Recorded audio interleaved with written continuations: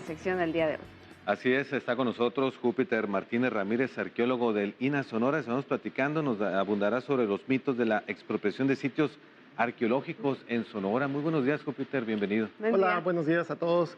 Pues en esta ocasión les voy a platicar algo que normalmente les he traído noticias de arqueología, de cuestiones culturales, pero en esta ocasión les voy a hablar de las redes sociales y lo que la gente dice en las redes sociales y cómo eso afecta pues, la conservación de los sitios y del patrimonio. Es un tema un poco complicado, pero finalmente tenemos que hablar de él, ¿no? Sí. Se llama el mito de la expropiación de las zonas arqueológicas. Esto tiene que ver cuando la gente encuentra sitios arqueológicos, como en el caso de la red social, en este caso Instagram, en el periódico del Sol de Hermosillo, donde publicaron la noticia de que habían descubierto unos sitios de pinturas rupestres de gente que se dedica pues a explorar la naturaleza y a tomar fotografías. Sin embargo, en esta nota pues encontraron y hablaron de que habían encontrado un cráneo humano en una de las cuevas y que la cuestión que estaba ahí era de que pues el descubrimiento era muy importante, sin embargo no lo daban a conocer porque le decían que la gente, los ejidatarios y los rancheros no quieren notificar al INAH para evitar cuestiones de despojos o de expropiaciones por parte del INAH, de sus tierras, ¿no? El temor que hay una zona arqueológica en mi lugar, entonces no voy a decir al INAH porque van a venir y me van a quitar la propiedad del terreno, lo cual pues no es realmente. La ley federal está muy clara en el sentido de que señala que el patrimonio arqueológico está protegido por el Estado y dice que son propiedad de la nación los bienes o los sitios o las zonas arqueológicas y los artefactos. Sin embargo, el concepto de propiedad de la nación no significa que el gobierno sea dueño de, sino todos somos dueños del patrimonio arqueológico histórico de la nación. Los mexicanos compartimos este patrimonio y el Estado es quien rige su funcionamiento. Entonces, la pregunta es, yo tengo una zona arqueológica, ¿me la van a expropiar, me van a quitar el terreno, va a llegar el gobierno y va a poner una poligonal? Pues la realidad es que vamos a observar. Chichén Itzá, que es una de las maravillas del mundo, está en Yucatán, era en propiedad privada. ¿Y qué hizo el INAH? Pues compró los terrenos. Después de negociación de 20 años lograron comprar la zona más importante de todo el país.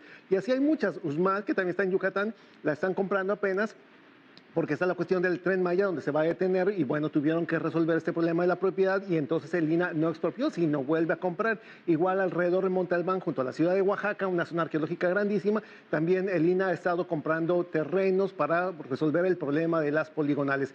El caso de Teotihuacán, en el centro, cerca de la Ciudad de México, que está muy poblado, bueno, alrededor de la ciudad no expropian. Lo que pasa es que le piden a la gente que si construye tiene que pedir permisos y hacer los estudios. E incluso en Jalisco, Teocaltitlán es uno de los sitios que recientemente compró el INAH para resolver las cuestiones de la propiedad. Es decir, si estas son las zonas arqueológicas, ¿qué sucede en Sonora? ¿Acaso estamos expropiando terrenos? Pues veamos los casos de Sonora. Por ejemplo, Tehuelibampo, que está en Navojoa, pues es parte del ejido, ¿no? El ejido se encarga de su conservación, de su protección y está marcado como una zona de protección. No es que el INAH la haya expropiado. Y otro de los casos, La Pintada, muy cerca de Hermosillo, donde era una propiedad privada y lo que sucedió fue que el municipio compró los terrenos. Y para resolverlo de la cuestión de la tenencia, solo que ahí diferencia fue que se les olvidó comprar la entrada.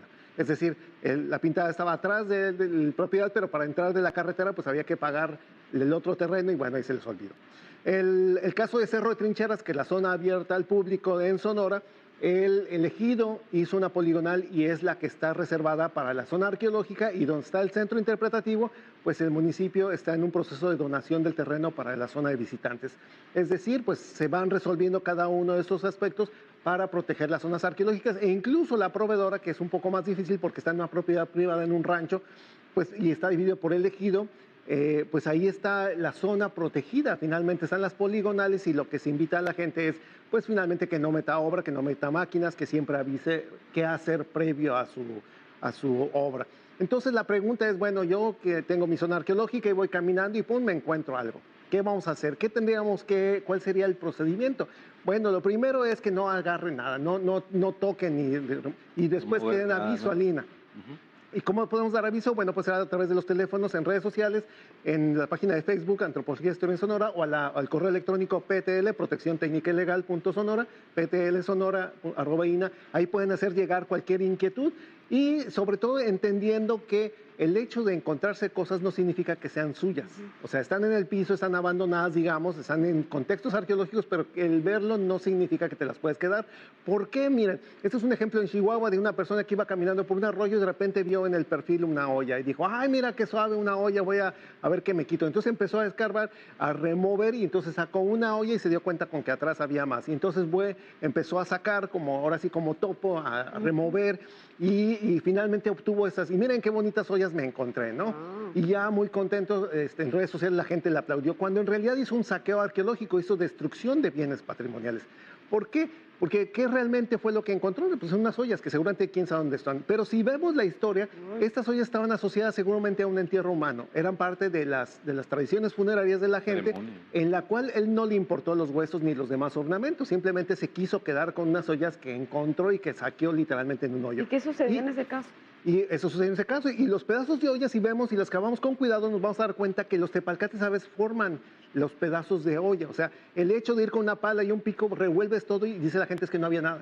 Todo se destruyó, cuando en realidad si lo hacemos excavado de la forma correcta, claro, pues se recuperan los cuerpos humanos, las ofrendas, los materiales, todo lo que está asociado a estos elementos muy importantes y no simplemente unas ollas que ahorita quién sabe dónde estarán. Estarán en su casa y estará pues la persona muy contenta, pero en realidad lo que hizo fue destrucción y no se recuperaron esas ollas. No se recuperan, ese es material que la gente guarda en su casa y quién sabe dónde demonios quedó.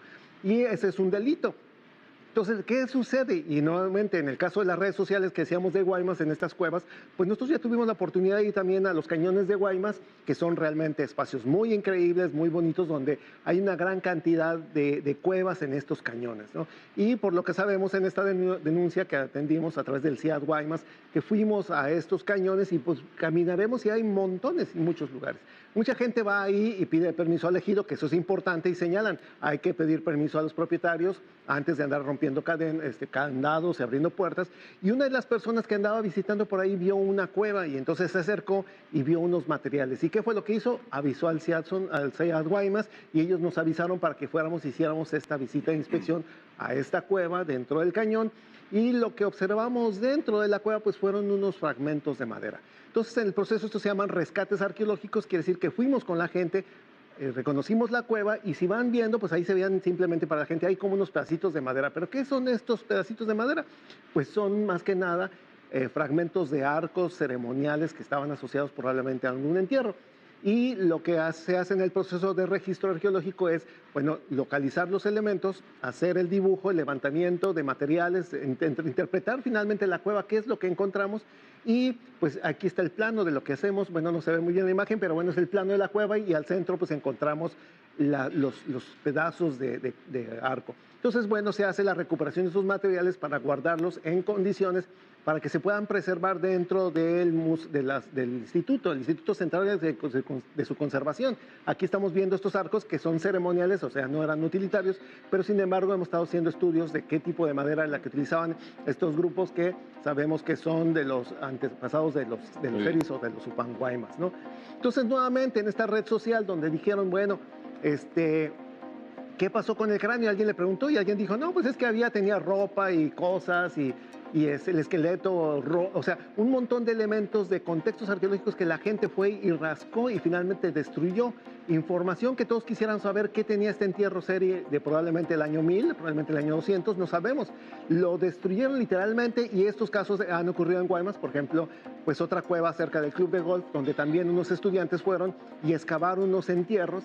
¿Y qué resultó? Pues hicieron sus excavaciones y entonces, esto fue en los años 70 y lo donaron a la Universidad de California, no sé cómo llegan los materiales, e hicieron unos dibujitos de lápiz tipo primaria en lo que es la única información que quedó del registro de estos elementos. Perfecto, entonces, en resumen, si ustedes hacen descubrimientos arqueológicos, notifique al INAH para que se haga la adecuada recuperación de la información. No solamente son objetos, es patrimonio arqueológico, saquearlos, irlos, sacarlos, venderlos, es un delito federal.